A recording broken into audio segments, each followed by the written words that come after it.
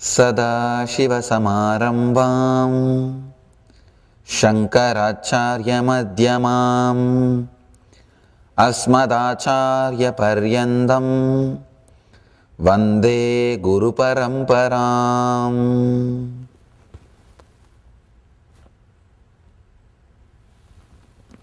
I welcome you all with my love and blessings and respects. Today's subject is tune into bliss.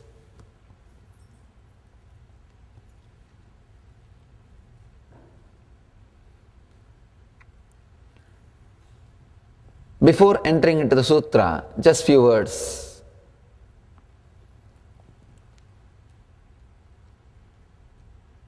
The first part of the book, Shiva was teaching meditation techniques related to different senses, like how to become enlightened through listening. If you are a music-oriented person, if you are a musician, poet, how to take the jump, how to become enlightened. If you are visualization-oriented, a painter, photographer, for this kind of people, he was giving technique. How to take a jump. If you are taste-oriented, tongue-based, understand? Taste-oriented does not mean people who are eating too much. No. You eat too much because you are not able to taste. You become insensitive to food and the body. If you are eating too much, you become insensitive. You started abusing your body. That's the truth. People who can be very sensitive with the taste, for them he gave the techniques.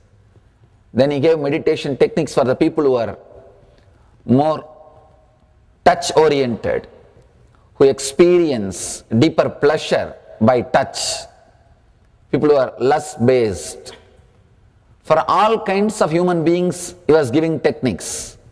One beauty with Shiva's teachings, he is not rejecting any human being. He doesn't say no to anybody. That is the beauty. Patanjali will straight away cut off of the humanity.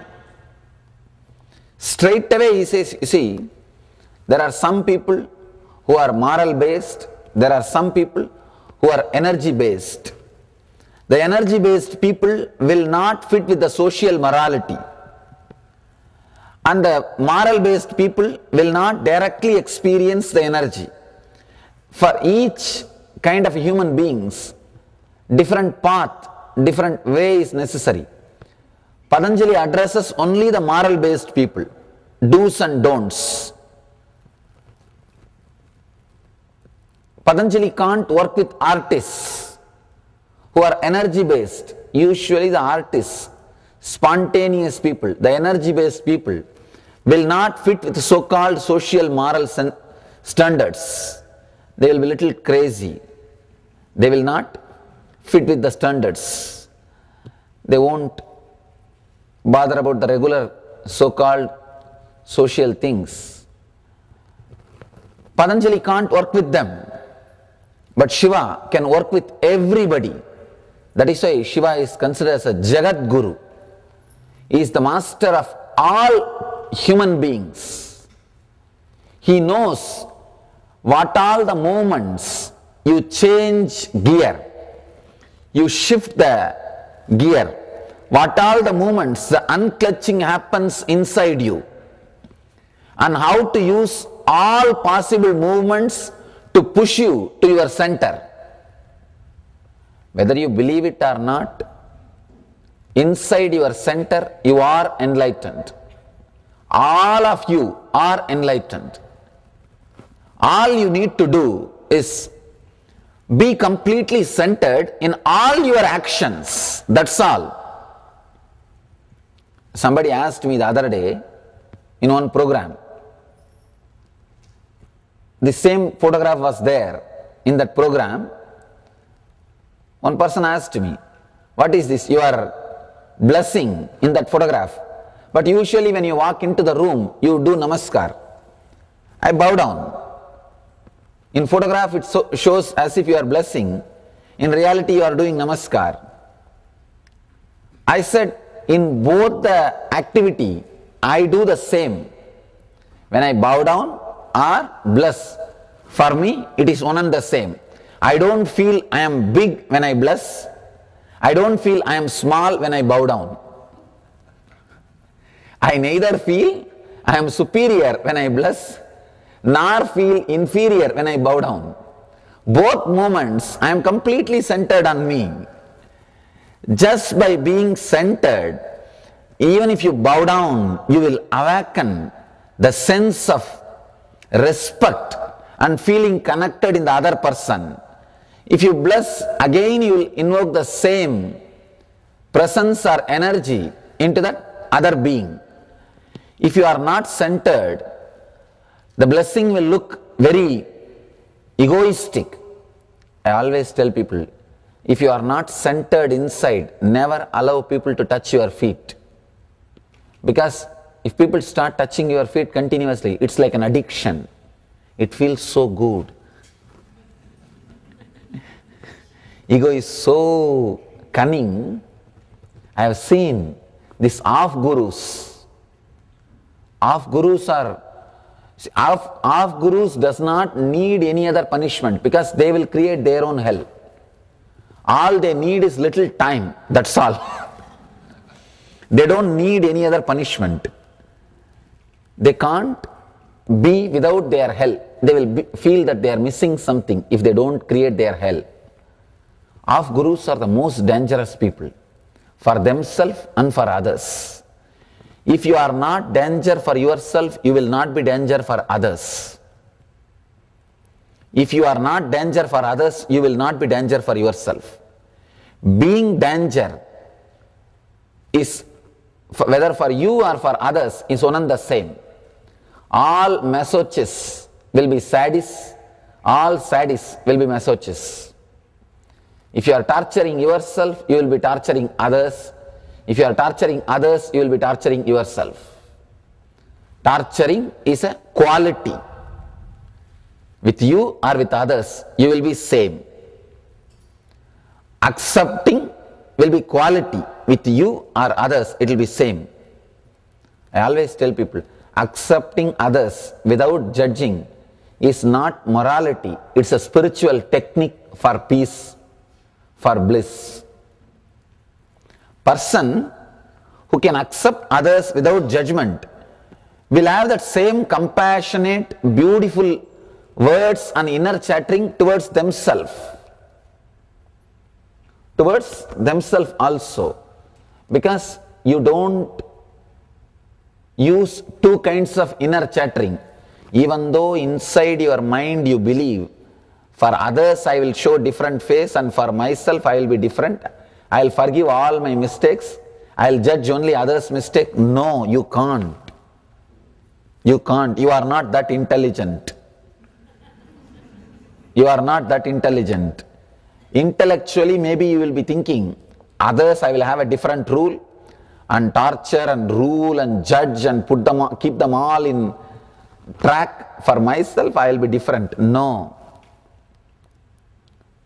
Judge will be the prisoner. All judges will be with the internal prison. Inside, they will be constantly judging them also, themselves. They will be constantly judging themselves. You may think, no, I know, I can be a little intelligent. I judge others, but when it comes to me, I have my own game. No. Maybe superficially you are believing. If you have the attitude of judging, condemning others, you will be doing that unconsciously, continuously towards you also. It's a basic mental setup, the quality. It is not just with somebody you will be different and with you will be different. No. These off-gurus are dangerous people. When they raise their hand, they feel that they are superior, that they are blessing the others. When they bow down, they feel that they are inferior. They are lower than others. It means they are not balanced in all their actions. If you are centered, your very bowing down will be so graceful. It will create so much respect in others' mind. Being centered is the base of spirituality.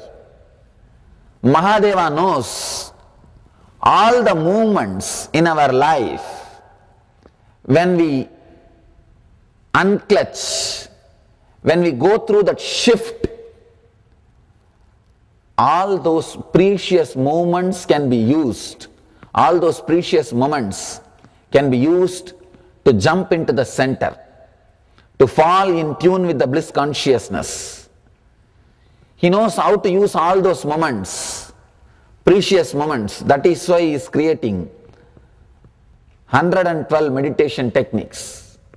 In your life, whenever you jump from one chakra to other chakra, you unclutch, you shift the gear.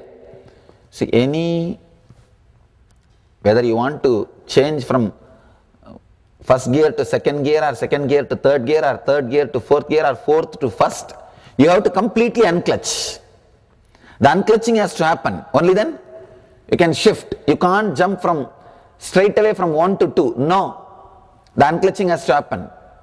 Same way, Shiva knows all the moments we unclutch in our inner space. If you have to jump from lust to fear, greed to fear, you have to completely unclutch.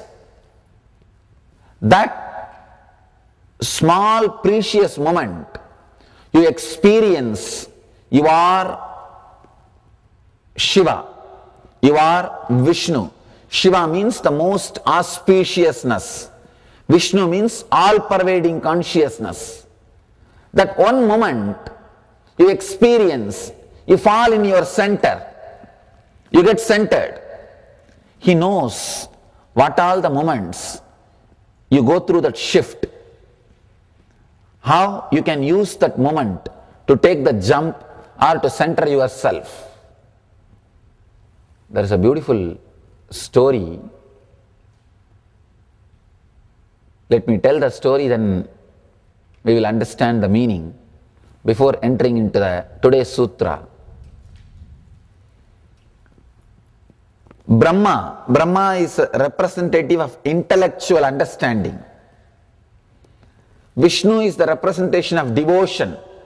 People who are centered on intellect, for them Brahma is the ideal. That is why Veda, intellectual knowledge, Brahma is the God for that. People who are heart-oriented, emotional, sensitive, for them Vishnu is the ideal. Filled with love, always in bliss, great joy, radiating the love. Basically, the followers of Vishnu will be bhaktas. And if you are being oriented, strong, energetic, introvert, centered, you will be Shiva's follower. Even the ideals are created in that way only. Shiva's followers will be more people who are working towards enlightenment, meditative, yogis.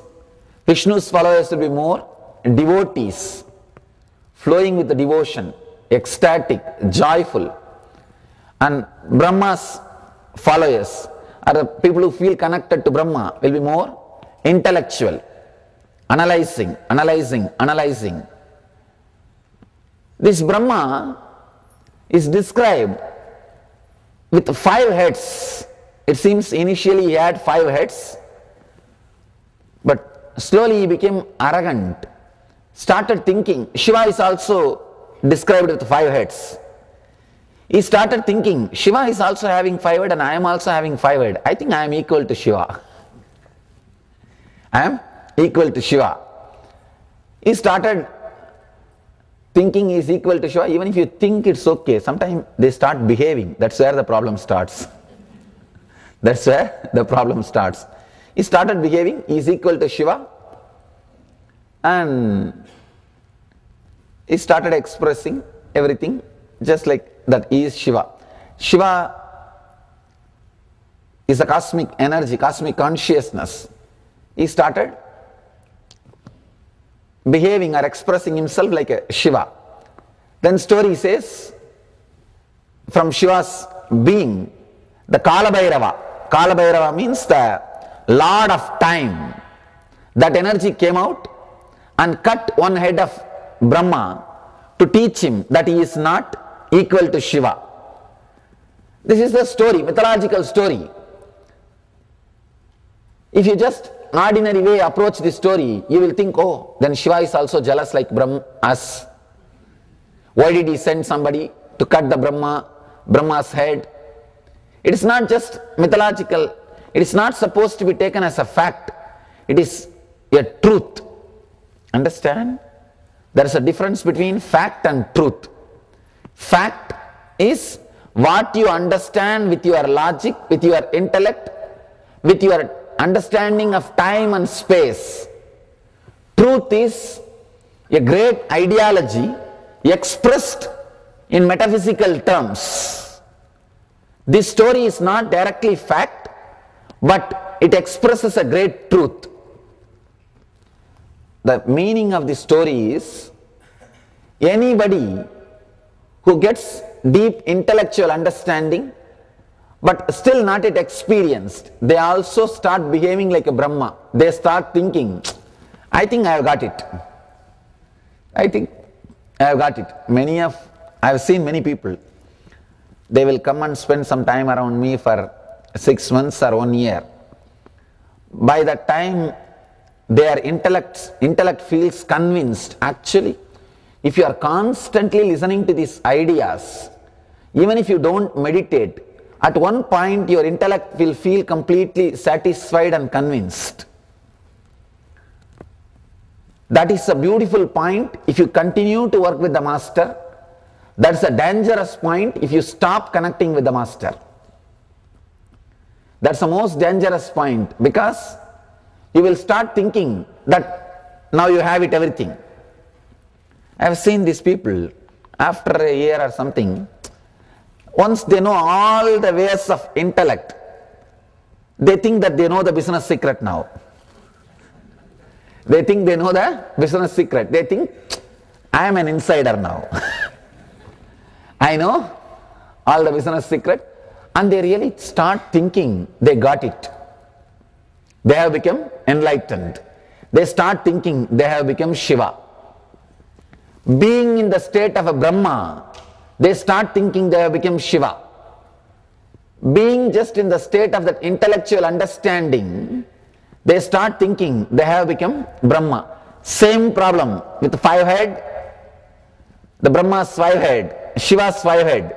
Both may have 5 head, but it's not that both heads are working in the same way.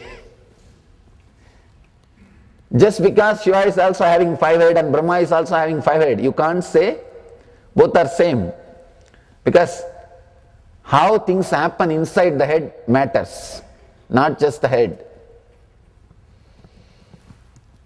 I've seen these people, by the time they spend 1 year and learn some basic ways of teaching, expressing and telling, giving little guidance, counseling, if they can give some counseling to few people and help them to get healed, they think now they have become Shiva. They don't need anything else now except one throne. Now all they need is one throne to sit. Most dangerous moment in the life. Then naturally the Kala Bhairava, the Lord of Time, will appear and remove at one point the 5 head which you think you have. 1 head will be removed. Then suddenly you realize you have not yet become Shiva. You have only 4 head. You are missing something. But learning from Kala Bhairava will be too strong. If life teaches, if time teaches, Kala Bhairava means time. Kal means time. Lord of Time, if time teaches, it is very dangerous. Learning from master will be very sweet experience.